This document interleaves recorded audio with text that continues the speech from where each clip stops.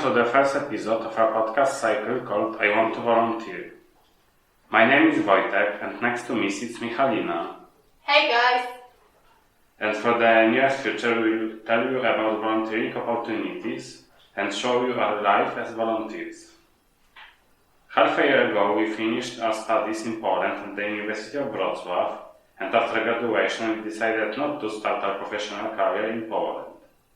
Now, as a part of the European Solidarity Corps, we are volunteering at Enjoy Sicily, training hospitality and mobility in Messina. The sending organization is the Fundacja Rozwoju Społeczeństwa Przedsiębiorczego. Our stay in Italy is also a great opportunity for us to develop our interests, as Michalina loves traveling and my biggest passion is cuisine, which is perhaps what Italy is most famous for. Now listen to what Michalina has to say about European Solidarity Corps. European Solidarity Corps is a European Union program with scope that covers local projects and volunteering in other countries. In our podcast, we will focus on telling you about volunteering opportunities because this is what we do, this is what we know from not only theoretically but from practice. So we will tell you about volunteering in European Solidarity Corps. So, what are the main goals of the program of European Solidarity Corps volunteering? It is promoting European solidarity, promoting integration, European values, helping teenagers from underdeveloped areas, encouraging young people to act, to change something in communities all around Europe, and also that program focuses on cultural exchange for the people to have an opportunity to live in another country, to get to know the daily life, to get to know people, culture, way of life, and this is also a great chance for youngsters to widen their horizons.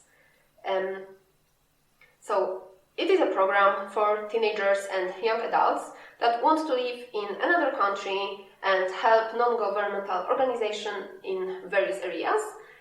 So some of the areas that you can engage yourself in during your ESC volunteering are first, education and culture, that will be one of the most popular ones.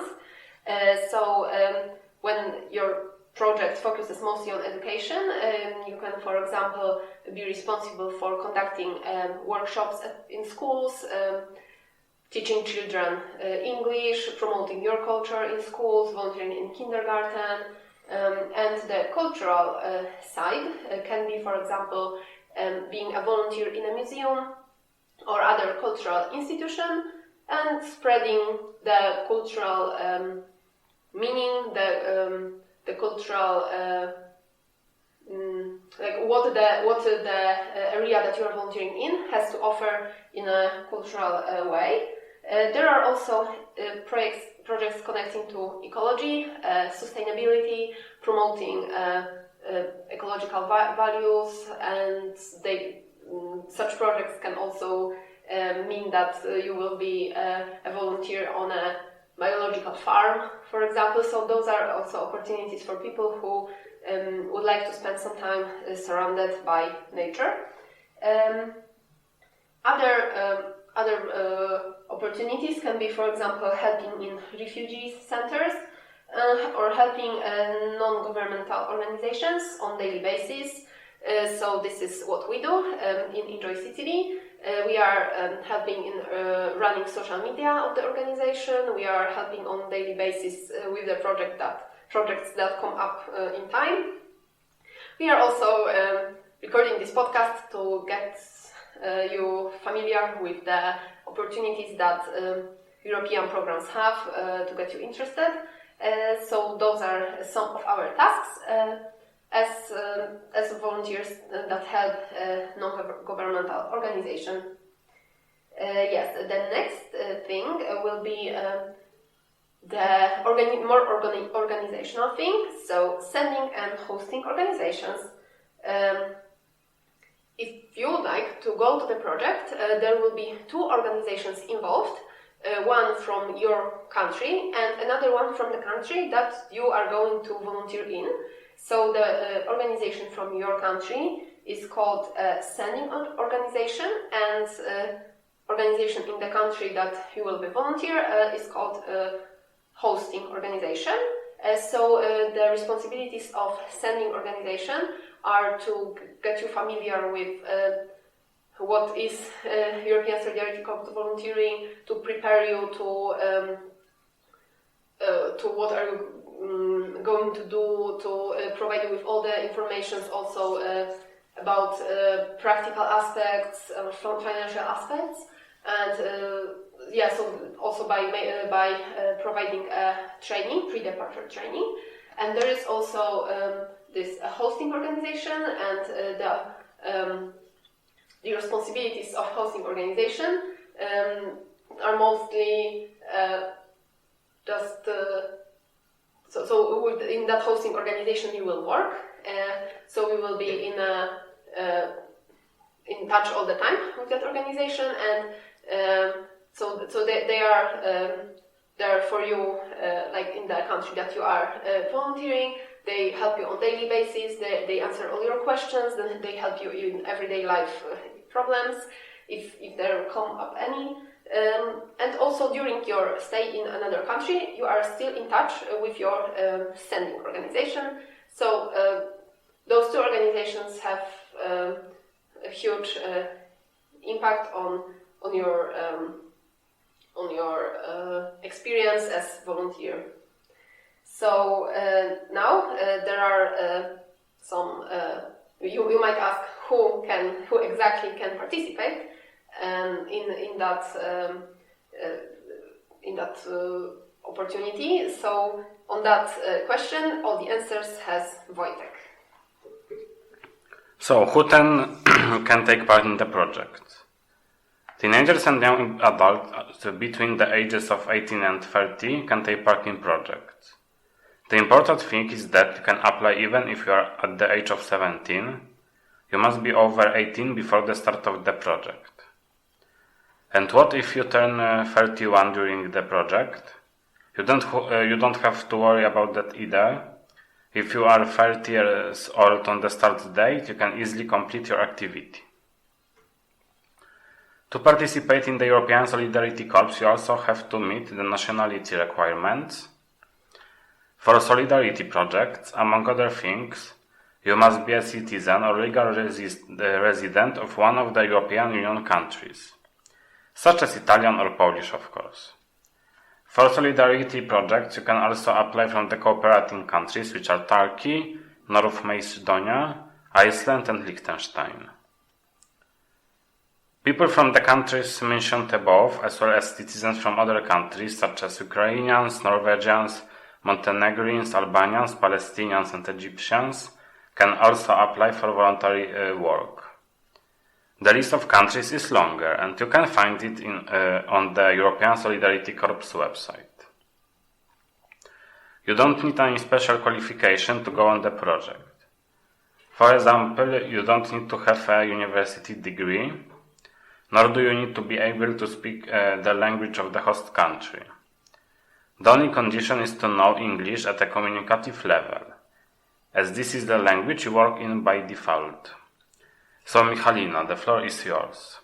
Another important aspect of being a volunteer and going to volunteering is the distinction that European Solidarity Corps offer between short and long-term volunteering. Those are those two types of volunteering projects that are differentiated by their length.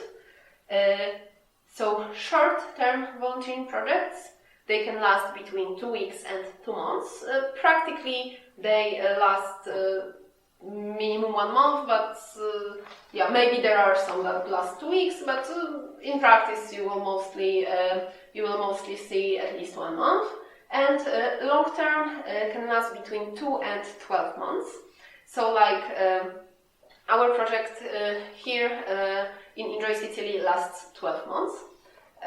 So if you want to go to both long and short term, there is the order that you take part in them is important, because you can go first to short term, then to long term. You can't really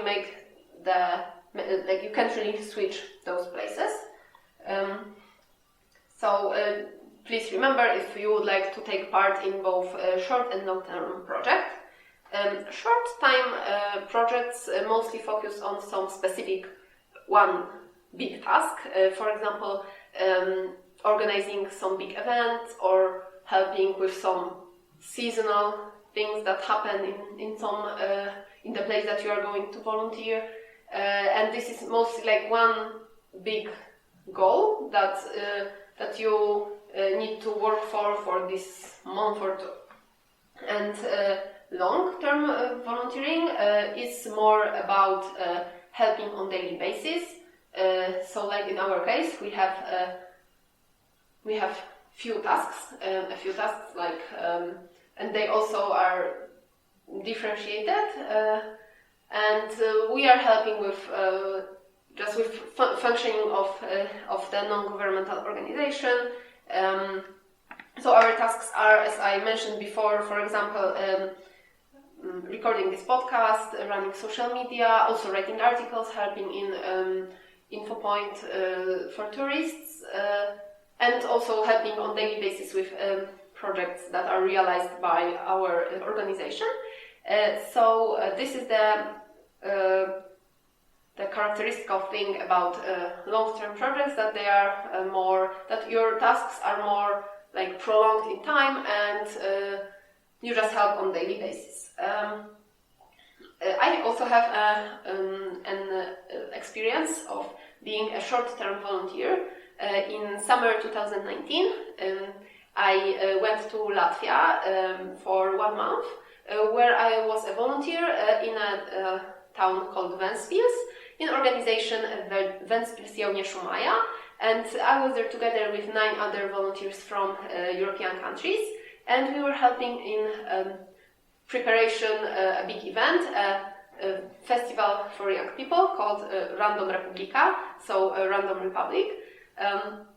And my stay during this month was more like full of preparations on different kind. For example, volunteers could get engaged in for example, making DIY decorations, coming up with ideas of activities, promoting the festival, and also during our time there, we were cooperating with long-term volunteers that were also in Latvia, and with local teenagers, and we were together with them. We were creating that festival, and this time I'm like in my head, when I think about it, the memories are really happy, and I'm very glad that I went there, because I made new friends, and with some of the people we are still in touch. And also I learned new skills. Also, I developed myself in a creative way, and I got to know Latvia because during a month I really saw some part of that country. So I'm also very grateful for that. There is also one more thing that is a pro when it comes to short-term volunteering. So it was also like that in my case, that when I was doing this project, I was in the middle of my studies on university, and I didn't want to interrupt my studies and to take any break or gap year this time. So I just chose a project that was happening during summer. So I just spent part of vacation during doing this project, and I didn't really lose anything from my education course. So this is also a big pro when it comes to short-term projects, that if you are not really ready for leaving your country for a long time, you can go for shorter, intensive time in another country, and not really you won't really need to reorganize your life. Yes, so that would be all about the length of the projects, and there are also some other things that are left to say about more organizational aspects. Those informations will be provided by Wojtek. Now it's time to explain some of the most important practical aspects of volunteering, which are travel, money, accommodation, and insurance. The travel from the sending country, as well as the return, is funded by the European Solidarity Corps.